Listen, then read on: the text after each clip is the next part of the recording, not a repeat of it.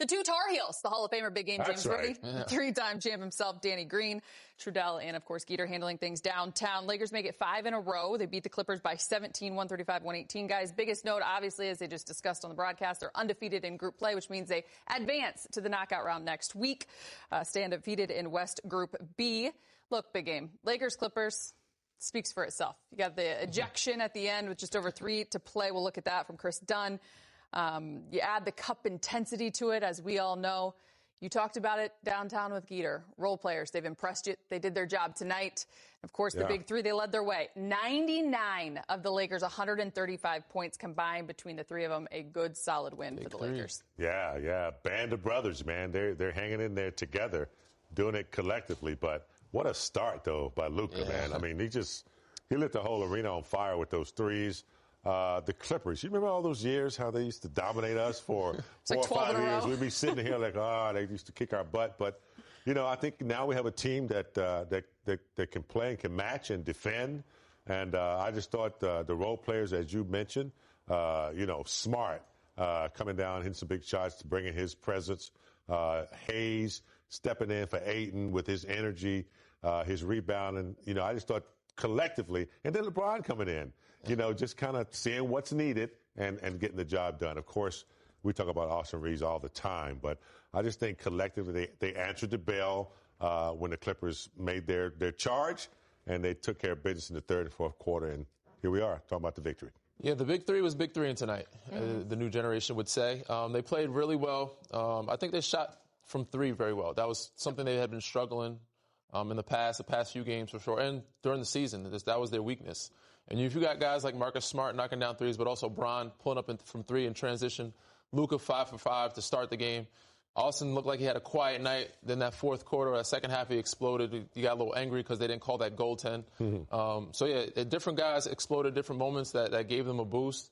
But ultimately, they got the transition. Bron looked more like himself. They got out and running, and they got uncontested shots because of the high IQ play from those three guys. We'll talk about Austin in a minute because you did have your eye on him all night long. He had 2 points in the first quarter. He went 29 over the final 3 quarters. I was a little disappointed in my hot shot pick for a second. I wasn't feeling comfortable. And I was like, he's going to have a bad number and still end up with like 20, 25.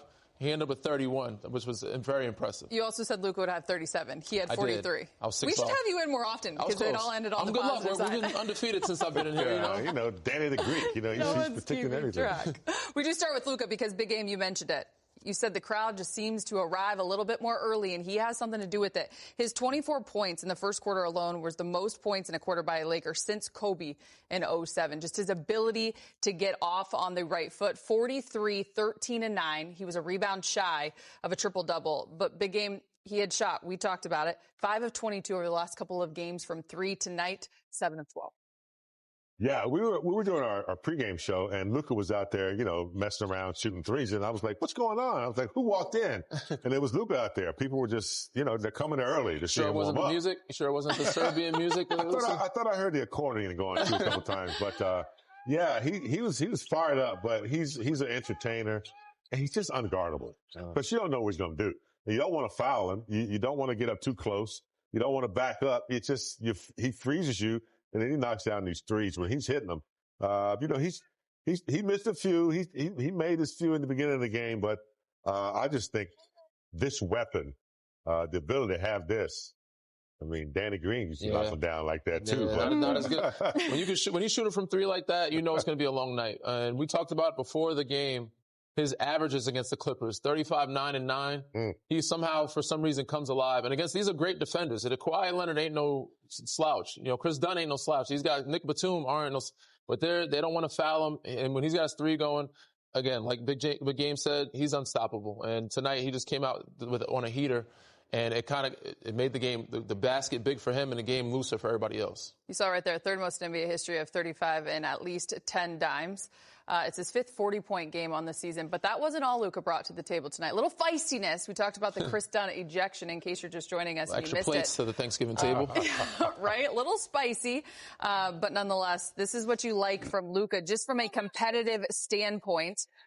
With over 3 minutes to play, he takes that shove there from Kris Dunn. He wasn't just going to stay down, Big Game. Nah, Luka is not an instigator, but when you're trying to defend him, and he's just continuously busting your ass. Yeah. It frustrates defenders. It pisses you off to the point where you just want to do something to him. So a frustration, and then, you know, he's always got that little smile. He knows he's kicking your butt, but he's not an instigator. So it just it makes you want him to do something. But he won't. And then you just lose it. And that's what happened. Luke's in the game. Other guys out. He pretty much antagonizes guys with his play.